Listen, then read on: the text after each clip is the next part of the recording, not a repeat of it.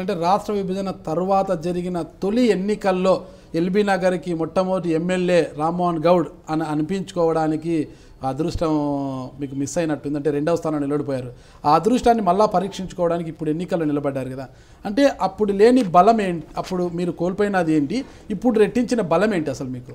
అంటే అప్పుడు ఉన్న దానికి సీమాంధ్రుల దాని అపనమ్మకం ఒకటి, అది కాకుండా టీఆర్ఎస్ పార్టీ పనిచేస్తారా చేయరా అనేది ఒకటి.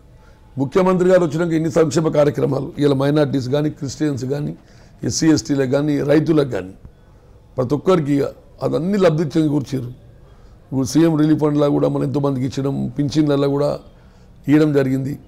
మనం పాక్షికంగా మేనిఫెస్టో పెట్టిన దాంట్లో కూడా సార్ పెట్టిన దాంట్లో చాలామంది ఎట్టి పరిస్థితుల్లో కూడా మళ్ళీ రావాలి టీఆర్ఎస్ పార్టీ.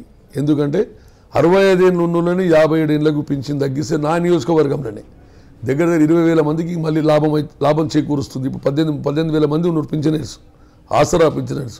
ఇవో 20,000 అంటే అడిషనల్గా అది ప్రతి ఒక్కరికి 2,000 రూపాయలు అంటే మామూలు విషయం కాదు. అదే కాకుండా నిరుద్యోగ వృత్తి కూడా 3,000 రూపాయలు ఇస్తా అంటే మా దగ్గర 6,000 మంది నిరుద్యోగులకు వచ్చే అవకాశం, 5 లక్షల ఓటర్స్ నా దగ్గర, అట్లా కూడా అవకాశం ఉంది. ఇట్లా ఇవన్నీ చూస్తుంటే మళ్ళీ మొన్న జరిగిన నా ఎలక్షన్ తర్వాత జిహెచ్ఎంసీ ఎలక్షన్స్ అయినాయి. 11కి 11 కార్పొరేటర్లు గెలవడం జరిగింది.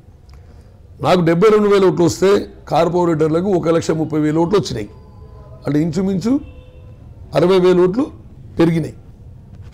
ఇలా మహాకూటమి ఏర్పడ్డా సరే అప్పుడు మహాకూటమి అభ్యర్థులు కాంగ్రెస్ అలాగే తీస్తే 44,000 వచ్చినాయి, టీడీపీకి 56 వచ్చినాయి. రెండు కలిపినా 1,00,000 వస్తుంది. మళ్ళీ అప్పుడు నాకు 30,000 ఓట్లు ఎక్కువనే ఉన్నాయి.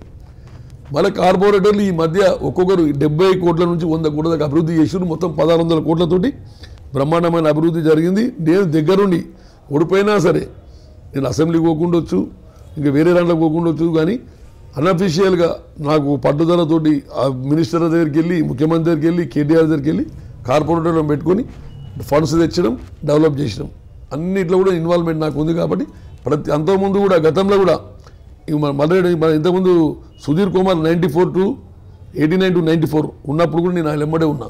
అప్పటి నుంచి నేను రాజకీయాలలో ఉన్నా, యాక్టివ్ ఎమ్మెల్యేలు వెంబడి ఉండడం. తర్వాత ఆయన 2 సార్లు ఓడిపోయి అప్పటి నుంచి కంటిన్యూగా ఉన్నా. 2004లో మల్లె రంగారెడ్డి ఎలక్షన్లో నేనే కీలక పాత్ర ఉండి, నేనే పార్టీ అధ్యక్షుడు ఉన్నా, ఎలక్షన్లో చీఫ్ ఏజెంట్ ఉన్నా, నేనే గెలిపడం జరిగింది. అప్పుడు బైఫర్కేషన్లో 3 కాన్స్టిట్యున్సీలు అయినాయి, మహేశ్వరం, ఎల్బీ నగర్, ఇబ్రాపట్నం. అప్పుడే నాకు ఛాన్స్ వచ్చేది ఉండే.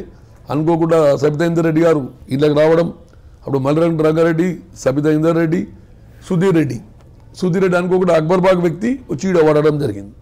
ఆయన అధిష్టాన వర్గం చెప్పిందని నేను కూడా ఉండి నా భుజస్కంధాల మీద తీసుకొని నేనే చీఫ్ ఏజెంట్గా మొత్తం ప్రచారంలో ముంగడు ఉండి ఆయనను కూడా గెలిపించడం జరిగింది, సుధీర్ రెడ్డి కూడా. ఇప్పుడు అట్లన్నీ ఇవన్నీ పూర్తి అవగాహన ఉంది నాకు కాన్సెన్స్ మీద, ఎక్కడ ఏం సంగతి అని ప్రజలకు కూడా అందరికీ ఎరక. ఆ విధంగా ఏంటంటే ఈరోజు బ్రహ్మాండంగా మనం చేసిన పని అనుకోండి, ఇప్పుడు కార్పొరేట్ చేసిన పని అనుకోండి, ఇక ఉన్న వేవ్లో కూడా ఎవరైనా టీఆర్ఎస్ పార్టీ వస్తేనే ఒక 4 సంవత్సరాలు 3 నెలలకి ఇంత అభివృద్ధి చేసారు ముఖ్యమంత్రి గారు. మళ్ళీ 5 సంవత్సరాలు ఇస్తే తప్పేంది? గతంలో తెలుగుదేశం 2 సార్లు కంటిన్యూగా మనం అవకాశం ఇవ్వలేదా? మన కాంగ్రెస్కు మనం 2004లో ఇచ్చినాం, 2009లో ఇచ్చినాం. వాళ్ళు టీఆర్ఎస్కి ఎందుకు ఇవ్వద్దని చెప్పి జనాలు డిసైడ్ అయ్యారు. అది మేము కూడా అదే అంటున్నాం. ఇచ్చి చూడండి, రామ్మోహన్ కూడా మనం కొద్ది రోజుతో ఓడిపోయినా ఇంత పని చేసిన, నేను ఇంట్లో వండుకోలే, ఇంత కష్టపడి న్యాయమని కొట్లాడి ఓడిపోయిన వాళ్ళు 4 సంవత్సరాలు బిజినెస్ చేసుకోరు, రియల్ ఎస్టేట్ చేసుకోరు, కోట్ల రూపాయలు సంపాదించరు.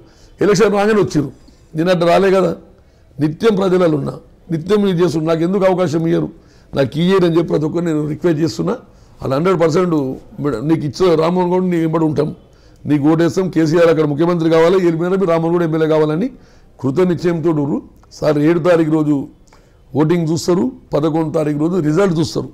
అంత రామ్మోహన్ గౌడ్కి అనుకూలంగా, కేసీఆర్ గారికి అనుకూలంగా అటు ప్రభుత్వం రావడం, ఇక రామ్మోహన్ గౌడ్ గెలవడం 100% జరుగుతుంది.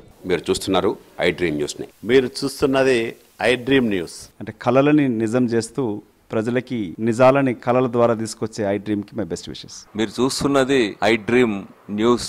మీరు చూస్తున్నారు I dream channel. For more videos please subscribe I dream. మరిన్ని వీడియోల కోసం ఐ డ్రీమ్ ని సబ్స్క్రైబ్ చేయండి. Please subscribe I dream. And I am very much satisfied with the way interview went on. Kindly subscribe to I Dream. For more videos, subscribe to I Dream. And loads of fun entertainment and content. Do watch I Dream.